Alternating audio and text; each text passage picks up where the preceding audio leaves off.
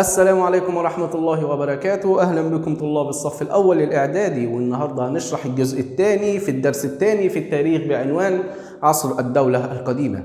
قبل ما نخش على الدرس انزل حط اللايك الجميل بتاعك عشان الفيديو يوصل لأكبر عدد من الطلبة، وما تنساش في آخر الفيديو هسيب لك شوية أسئلة لو حلتها اعرف إنك تمام وخش على الدرس اللي بعده أو ذاكر أي مادة تانية. اتكلمنا في الجزء الأول عن أشهر ملوك الدولة القديمة وهو الملك زوسر والملك سنفرو. هنكمل كلامنا النهاردة وهنتكلم على ابن الملك سنفرو وهو الملك خوفو، وابنه خفرع، وابن خفرع اللي هو الملك منقورع. عايز أقول لك إن خوفو أبو خفرع وخفرع أبو منقورع، معنى كده إن خوفو الأكبر وخفرع الأوسط ومنقورع الأصغر. وفعلا لقينا إن خوفو عمل الهرم الأكبر وخفرع عمل الهرم الأوسط ومنقورع عمل الهرم الأصغر. يبقى تاني، خوفو عمل الهرم الأكبر، خفرع عمل الهرم الأوسط، منقورع عمل الهرم الأصغر. عشان بيجي صح وغلط ويقول لك مثلا الملك خفرع هو اللي عمل الهرم الأصغر، هتقول له غلط، الملك خفرع هو اللي عمل الهرم الأوسط، وهكذا. تاني حاجة عايز أكلمك فيها، هنمسك كل ملك من دول ونزود له حاجات صغيرة. تعال نبدأ مثلا بالملك خوفو. بيقول لك والله إن الملك خوفو الهرم بتاعه الأكبر إحدى عجائب الدنيا السبع. يعني إيه يا مستر؟ أنت عارف إن عجائب الدنيا 7، الهرم الأكبر واحد من ضمن ال7 دول، ودي حاجة كويسة جدا. فعشان كده حط لك سؤال بيقول لك بما تفسر يعد الهرم الأكبر إحدى عجائب الدنيا ال7. اقرأ الإجابة وهفهمها لك. هتقول له لأنه تميز ببراعة هندسته وضخامة حجمه. الهندسة بتاعته مبنية بطريقة كويسة جدا، مثلث متوازي الأضلاع، وأيضا بني على مساحة ضخمة. ده حتى بيقول لك إن هو اتبنى على مساحة 13 فدان وارتفاعه 146 متر، ولكن بسبب عوامل الزمن أصبح ارتفاعه 138 متر. يبقى لو جيت قلت لك بما تفسر يعد الهرم الأكبر إحدى عجائب الدنيا ال7، هتقول لأنه تميز ببراعة هندسته وضخامة حجمه. كل اللي عايزك تعرفه إن هرم خوفو كان مرتفع لكنه انخفض بسبب عوامل الزمن زي عوامل التعرية لما الأمطار تنزل وهكذا، ومش عايزك تعرف لي عنها حاجة. تعال بقى نتكلم عن النقطة بتاعت الملك خفرع. عارف لما تروح الأهرامات مش بتلاقي تمثال هناك اسمه تمثال أبو الهول؟ تعرف ان الملك خفرع هو اللي عمله؟ يبقى اللي عمل تمثال ابو الهول الملك خفرع، هو الذي امر بنحت تمثال ابو الهول. واوعى تنسى انا دايما بقول خفرع عمل ابو الهول عشان ما تيجيش تقول منقورع هو اللي عمله. لا، الملك خفرع هو اللي عمل تمثال ابو الهول. تعال نشوف تمثال ابو الهول طوله قد ايه. قال لك والله طول ابو الهول 57 متر، ارتفاع ابو الهول 20 متر. يبقى من الذي امر بنحت ابو الهول؟ هو الملك خفرع. تعال بقى نشوف النقطة بتاعت الملك منقورع. تعرف ان الملك منقورع بيقول عليه اكثر حرية من ابيه وجده؟ مش فاهم يعني ايه يا مستر؟ حط لك بس سؤال بما تفسر واقول لك بما تفسر كان عهد منقورع اكثر حريه من ابيه وجده. اقرا الاجابه، لان الشعب مارس شعائره الدينيه بحريه. مش فاهم حاجه. ابوه وجده اللي هو الملك خفرع وخوفو ما كانوش عندهم حريه دينيه. بمعنى ايه؟ بمعنى مثلا ان الملك خوفو لو هيعبد الاله رع اللي هو الشمس، لو هيعبد الشمس يبقى كل الشعب لازم يعبد الشمس. لو هيعبد مثلا الثعبان يبقى كل الشعب يعبد الثعبان. الكلام ده على خوفو وخفرع. اما منقورع كان متفتح شويه ويقول لك اللي عايز يعبد حاجه يعبدها. انا مثلا كمنقورع بعبد الاله رع، عايز انت تعبد مثلا انثى النسر اعبدها، عايز تعبد كذا اعبدها، عايز تعمل كذا اعملها. انا ماليش دعوه بالدين، كل واحد يعبد اللي هو عايزه. فعشان كده بنقول كان اكثر حريه من ابيه وجده. بما تفسر لان الشعب مارس شعائره الدينيه بحريه. لحد دلوقتي فيها حاجه ولا اي حاجه؟ وللأسف زي أي حاجة حلوة ما بتكملش، الأسرة الرابعة ما كملتش وسقطت تاني بعد ما كان فيها أعظم الملوك زي الملك خوفو والملك خفرع والملك منقورع اللي أنت أصلا من صغرك كنت عارفهم قبل ما تخش أولى إعدادي وتسمع عنهم. وللأسف سقطت أعظم أسرة في التاريخ. وعشان كده حط لك سؤال وبيقول لك بما تفسر سقوط الأسرة الرابعة. تعال هشرحها لك هنا. فاكر لما كنت بقول لك الأسرة الرابعة كانوا ضعاف فأسقطها أسر كاف؟ يبقى مين اللي اسقط الاسره الرابعه؟ اوسر كاف. طب يا مستر، هو اوسر كاف ده قبل ما يبقى ملك كان شغلته ايه ولا كان هيئته ايه؟ تعال اقول لك كان شغال ايه. كنا بنعتبره هو كبير كهنه الاله رع. هو مين الاله رع اللي انت عمال تكرره لي ده يا مستر؟ عارف الشمس؟ كان هم بيعبدوا الشمس ومسمينها الاله رع. فاوسر كاف ده كان كبير الكهنه. طب يا مستر يعني ايه كلمه كهنه دي؟ كلمه كهنه دي انا مش لسه قايل لك هم بيعبدوا الاله رع؟ فكانوا بيعملوا معبد للاله رع. الناس اللي شغاله جوه المعبد دي بنقول عليهم كهنه. فكبير الكهنه دول كان اسمه ايه؟ اوسر كاف. لقينا ان كهنه الاله رع في اواخر الاسره الرابعه بدأوا يزداد نفوذهم ويتدخلوا في شؤون الحكم. تاني، يبقى كهنة الإله رع بدأوا يعملوا حاجة اسمها إيه؟ يتدخلوا في شؤون الحكم.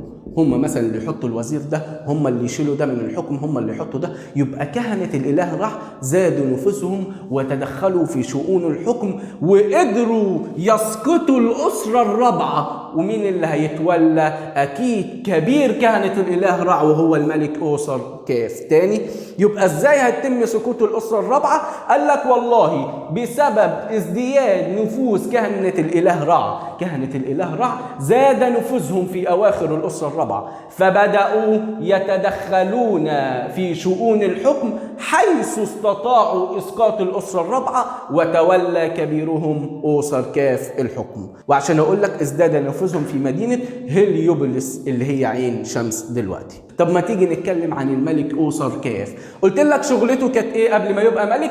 كان كبير كهنة الإله رع بهليوبوليس اللي هي عين شمس، دي عارفينها ومعلومة قديمة. تولى حكم مصر، وانا قلت لك هو كان كبير كهنة الإله ايه؟ رع. فأطلق على نفسه ابن الإله رع، دي تمجيدا للإله رع، وكمان عشان يخوف الناس اللي هو انا ابن الإله رع. فانتوا اسمعوا كلامي، اقول يمين يمين شمال شمال. يبقى لو جيت قلت لك أوسر كاف أطلق على نفسه ابن الإله رع، الإجابة إيه؟ الإجابة طبعا صح. طب ما تيجي نشوف أهم أعماله. أوسر كاف ده من ضمن عصر بنات من ضمن عصر بنات الأهرامات. بس قال لك كفاية الملوك عمالين يبنوا في أهرامات، أنا بقى هوقف الأهرامات وما عدناش هنبني أهرامات. أمال هتبني إيه أوسر كاف؟ قال لك أنا هعمل مسلات. فقام بتشييد المسلات، وفكرة المسلة بيبقى عبارة عن عمود وفي الآخر حتة مثلثة كده مبنية من الذهب عشان ضوء الشمس يعكس الذهب دي، فيقول لك ان الشمس هي اصلا اللي منوره حياتنا وهكذا. يبقى أوسر كاف قام بانشاء المسلات الضخمه، ومش بس كده، وقام بانشاء معابد الشمس، هي معابد اسمها معابد الشمس. طب اقول لك هو هيعمل معبد، هيعمله مكشوف، معبد مكشوف ولا معبد مسقوف؟ اكيد طبعا هيعملوا معبد مكشوف. ليه؟ عشان الشمس تخش، وزي ما بيعتقدوا انها تدخل لهم البركه وتوزع الخير على الناس في المعبد. يبقى قام بانشاء معابد الشمس المكشوفه. يا مستر انا نفسي اشوف معبد للشمس المكشوف ده، اروح فين؟ اقول لك اركب عربيه وروح الجيزه، انزل الجيزه واسال على حته اسمها ابي صير. يبقى معابد الشمس موجوده فين؟ في ابي صير بمحافظه الجيزه. وللأسف الشديد تاني، زي ما كل قوي بيموت بضعف، وكل دولة قوية بتنتهي بضعف، وكل حاجة حلوة عمرها قصير، سقطت الدولة القديمة تماما ودب فيها الضعف والانهيار. وعشان كده هيحط لك سؤال وهيقول لك بما تفسر ضعف وانهيار الدولة القديمة. تعال هنشوف أي حاجة وثبتها من دلوقتي عشان الدروس اللي جاية. أي دولة تضعف بسبب ضعف الملوك.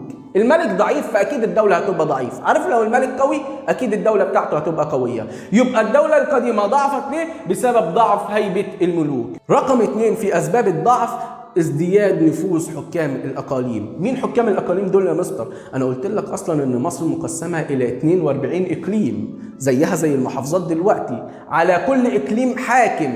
فحكام الأقاليم دول ازداد نفوذهم وبدأوا يطمعوا إن هم يفصلوا الإقليم بتاعهم عن الدولة. ليه؟ وده كله لأن الملوك ضعاف. تعال نبص على ثالث سبب، كل إقليم بيحاول ينفصل عن الدولة، فالدولة هتبقى متفككة ولا متوحدة؟ أكيد هتبقى الدولة فيها تفكك، وده رقم 3 تفكك وحدة البلاد. رابع سبب وهو انهيار سلطة الحكومة المركزية. سلطة الحكومة المركزية انهارت، ضعف للملوك، البلد متفككة، وكل حاكم من حكام الأقاليم بيحاول ينفصل عن الإقليم وزاد نفوذهم. يبقى الحكومة هيبقى لها سلطة؟ الحكومة لو طلعت قرار احنا كشعب هنسمع كلامها؟ ابدا. يبقى انهارت سلطة الحكومة المركزية، واكتر وقت انهار فيه الحكومة المركزية في اواخر عهد الملك بيبي الثاني. هو اسمه كده، قلت لك هنرجع له، اواخر عهد الملك بيبي الثاني. ما تيجي اقول لك معلومة عامة كده عن الملك بيبي الثاني، ودي طبعا بره الدرس لانها مش عليك. تعرف ان اطول مدة حكم في تاريخ مصر كان هو الملك بيبي الثاني؟ لأنه أصلا تولى الحكم هو لسه بيبي، كان لسه عمره 4 أو 5 سنين بالكتير، ما عداش ال5 سنين. في مصادر بتقول لك إن هو قعد 90 سنة يحكم، ومصادر تانية بتقول لك إن هو قعد 94 سنة يحكم. يبقى مدة حكم كبيرة جدا كانت على يد الملك بيبي الثاني، وهو صاحب أطول مدة حكم في تاريخ مصر منذ نشأتها. دي من ضمن معلوماتك العامة، وتعالى نرجع للدرس. اتفقنا إن سلطة الحكومة المركزية انهارت خصوصا في عهد مين؟ بيبي الثاني، وبكده سقط عصر الدولة القديمة، وهنخش في عصر تاني اسمه عصر الإضمحلال الأول. عصر إيه؟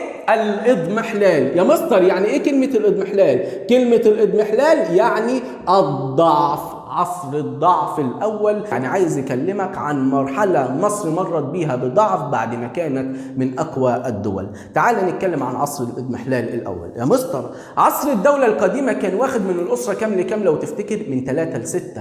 ده برضه هيقعد 4 أسرات. عد بقى على إيدك، بعد ال6 7 8 9 10، يبقى من 7 لكام؟ ل10. يبقى عصر الإضمحلال الأول خد من الأسرة كام للأسرة كام؟ من الأسرة 7 إلى الأسرة 10. قال لك والله إن في الأسرة رقم 7 و8 مصر مرت بمرحلة ضعف تام، لدرجة إن في ناس جم من آسيا واحتلونا قلنا عليهم الآسيويين. بص معايا كده، بعد سقوط الدولة القديمة سادت مصر حالة من الضعف نتج عنها هجمات خارجية زي هجمات الآسيويين اللي هم شعب آسيا، وقدروا فعلا يحتلوا بعض من أجزاء مصر. أنا بقول لك إيه؟ بعض، ما قلتلكش كل أجزاء مصر، لا، كانوا في أجزاء ما قدروش يحتلوها. يبقى في الأسرة رقم 7 و8 مصر مرت بحالة ضعف، وفعلا فضلت البلاد للأسف ضعيفة في عهد الأسرة رقم 7 و8، والآسيويين ما زالوا موجودين في مصر لحد ما هيطلع ناس بنقول عليهم أهل أهناسيا. أهل إيه؟ أهناسيا. مين أهل أهناسيا دول يا مستر؟ عارف محافظة بني سويف؟ قديما كان فيهم ناس اسمهم أهل أهناسيا، ودي أسرة قوية جدا استطاعت طرد آسيا من مصر. استطاعت طرد الآسيويين من مصر، يعني ما عادش للآسيويين وجود في مصر، وتأسيس الأسرة رقم كام وكام؟ هنا كانت 7 و8، وأنا بقول لك إن الأسرات من 7 ل10، يبقى فاضل الأسرة كام؟ أكيد الأسرة رقم 9 و10. يبقى أهل أهناسيا هيعملوا إيه؟ أول حاجة هيطردوا أهل آسيا اللي هم الآسيويين، هيطردوهم وهيأسسوا الأسرة رقم كام؟ هيأسسوا الأسرة رقم 9 والأسرة رقم 10، ودي أسرة هتبقى قوية اللي هي الأسرة 9 و10. عشان هيجي لك سؤال وهيقول لك دلل كان لأهل أهناسيا دور في الحفاظ على البلاد، هتقول حيث قاموا بطرد الغزاة الآسيويين من مصر وإعادة الاستقرار إلى البلاد أو الوحدة الوطنية للبلاد. رقم 2 تأسيس الأسرتين الكام وكام؟ 9 و10. طب يا مستر عندي فضول أسألك سؤال، أقول لك اسأل. تقول لي إن أهل أهناسيا بتقول عليهم أسرة قوية منين؟ ومنين أنت أصلا حاططهم لي في عصر الإضمحلال الأول؟ أقول لك أنت جدع، سؤال جميل. عايز أقول لك إن أهل أهناسيا رغم قوتهم إلا إنهم ما قدروش يوحدوا البلاد كلها. ليه؟ لقينا في حكام طيبة. حكام إيه؟ طيبة. إيه طيبة دي يا مستر؟ عارف الأقصر؟ قديما كانت اسمها طيبة. حكام طيبة قدروا يقضوا على أهل أهنسيا ويقضوا على الأسرة العشرة، وهيكونوا الأسرة رقم 11. وبالأسرة دي هنبدأ الدرس الجديد اللي هو عصر الدولة الوسطى. تاني قلت لك إن أهل أهنسيا طردوا الغزاة الأسيويين من مصر. رقم 2 تأسيس الأسرتين التاسعة والعشرة، ولكن لم تستمر أهل أهنسيا طويلا حتى نجح حكام طيبة في إسقاط الأسرة العشرة وتكوين الأسرة 11، وبكده يبدأ عصر جديد اسمه عصر الدولة الوسطى، وده اللي هنتكلم عليه الحصة اللي جاية. ولو عجبك الشرح ما تنساش تشترك في القناة وتدعمني باللايك، لان ده هيحفزني ان انا اطلع واصور. بمعنى ايه؟ بمعنى مثلا لما تحط انت اللايك الفيديو بيوصل لاكبر عدد من الطلبة، وانا لما الاقي مثلا نسبة المشاهدات كويسة، عدد الاشتراك كويس، اللايكات كويسة، ده هيحفزني ان انا اكمل في سلسلة الفيديوهات دي. واسيبك مع الاسئلة اللي قلت لك عليها، ولو حلتها اقفل الفيديو وخش ذاكر اي حاجة تانية، وبكده اقدر اقول لك سلام.